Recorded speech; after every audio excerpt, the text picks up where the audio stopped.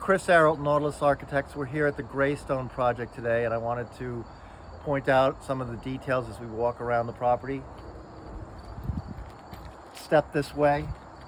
This is stone which has been gathered together from, I believe, 5 different quarries by Peralt and Company, the expert masons, and it's created this really nice blend.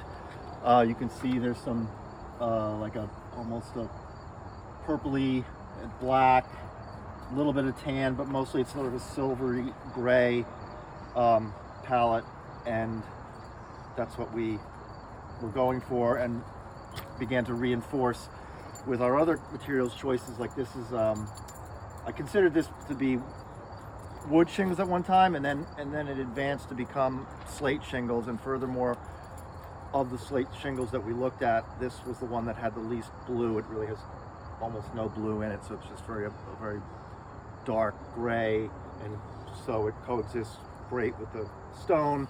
And our window frames on the outside are going to be clad with a similar silvery gray tone. And you can see, very important is where different materials come together and how that happens. It can be elegant or it can be inelegant.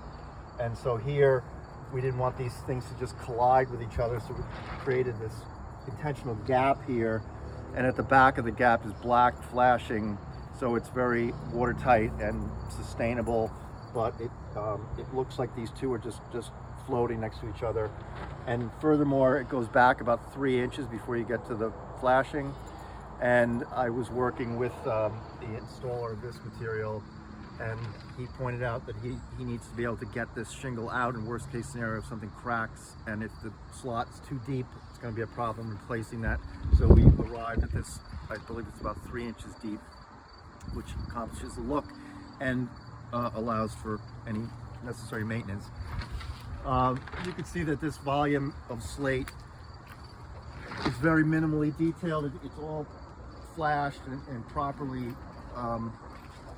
put together, but there's no traditional overhang in the way of an eave or a rake or any other kind of trim details. It just looks very much like almost like a Monopoly house shape. It's just coated with this shingle.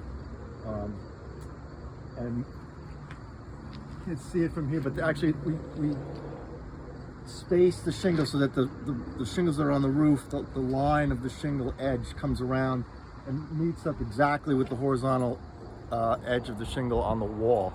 So if you back up, you would see like a continuous line going all the way around from the roof onto the wall.